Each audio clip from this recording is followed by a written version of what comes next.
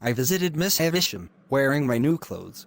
I have been given a fortune since I last saw you, Miss Havisham, and I am so grateful. I know, and you have a good life ahead of you. But remember to follow Miss Jagger's advice. She looked pleased as I said goodbye, and I felt sure that she was my secret benefactor. After all, Mr. Jaggers had told me that I was to be educated in London by Mr. Matthew Pocket, one of Miss Havisham's relatives. When I was sitting on the coach to London the next day, after a quick goodbye to Joe, my sister and Biddy, I felt as though the whole world was waiting for me. It was 5 long hours before I arrived at Mr. Jaggers' office in London.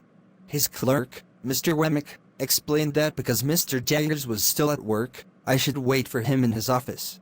It was an unpleasant place, and I was sad that I had left the blacksmith's. When Mr. Jaggers returned, he said that I should go to my lodgings at Barnard's Inn, where I would share rooms with Mr. Matthew Pocket's son. He wanted to take me to his father's house in a few days' time, so that I could meet my new teacher. Here is some money, Pip. It is a lot of money. But don't worry. I will know how much you spend, in case there are any difficulties. This was good news. I felt happier now, and I agreed to go to my lodgings with Mr. Wemmick. He told me that Mr. Matthew Pocket lived in Hammersmith, 5 miles away. When we came to Barnard's Inn, I was disappointed.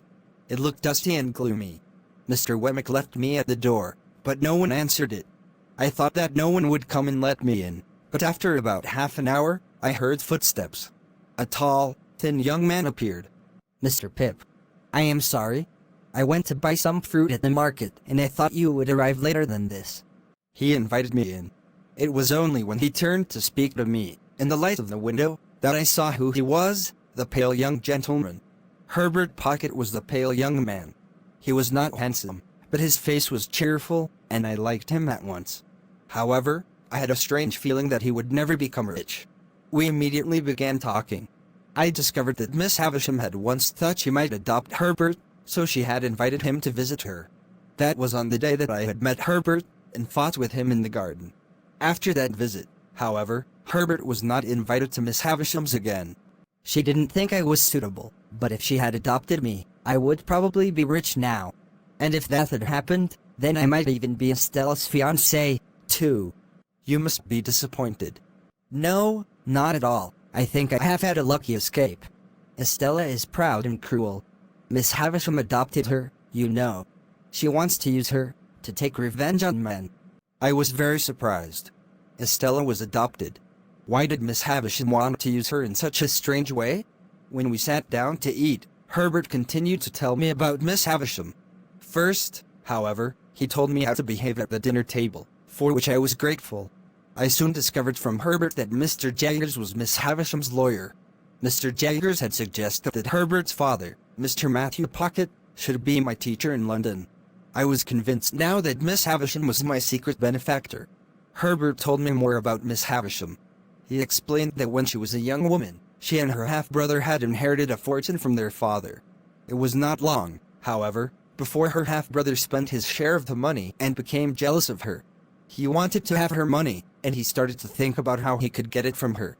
He didn't care if he had to hurt her to get it. Soon afterwards, Miss Havisham got engaged. During this time, she gave most of her fortune to her fiancé. This was against the advice of her cousin, Matthew Pocket, who warned her not to trust her future husband too much. Miss Havisham became very angry with Matthew Pocket and ordered him to leave her house. He has never been there since. Is your father still angry with Miss Havisham for ordering him to leave? No, he's not angry at all, but when Miss Havisham sent him away that day, she said that he wanted to get her money himself. If he visited her now, it would look as if he still wanted her money. On the morning of the wedding, when everything was ready and the guests were expected, there was some bad news. Miss Havisham's fiancé had left her. She received the news at 20 to 9 in the morning, while she was getting dressed. Ever since that time, more than 25 years ago, neither Miss Havisham nor her house had changed at all. Even the clocks in the house had been stopped. But why didn't Miss Havisham's fiancé marry her? He would have had all her property then. Perhaps he was already married. It seemed that the fiancé had, in fact, planned everything with Miss Havisham's half-brother, hoping to take as much money from her as they could. Nobody knew if the two men were still alive, or not. The following day, I was taken to meet the Pocket family at their home in Hammersmith in West London. They lived by the river in an old house. When we arrived, we found Herbert's younger brothers and sisters playing noisily in the garden. Despite the place being very ordinary, it was a happy house, and I immediately felt comfortable there. Mr. Matthew Pocket and his wife were as cheerful as their son, and made me welcome. After they showed me my room, they introduced me to two other young men who were also staying there. We soon got to know each other very well. Startup was good-natured, but Bentley Drumley was proud and grumpy. I was learning how to live like a young gentleman and improving my education, because I would be very rich one day. Mr. Jaggers gave me more money whenever I asked, which was quite often. I noticed, however, that he never laughed, and everyone seemed scared of him. One day, while waiting in Mr. Jaggers' office, I had a conversation with Mr. Wemmick about Mr. Jaggers' work. I noticed that Mr. Wemmick was proudly wearing a ring. He told me that it was a present from people he had worked with. I was invited to Mr. Wemmick's house. He lived with his father some distance from the center of London, in a strange building that looked like a small wooden castle. Mr. Wemmick told me that all of London's criminals were afraid of Mr. Jaggers, so they left him alone.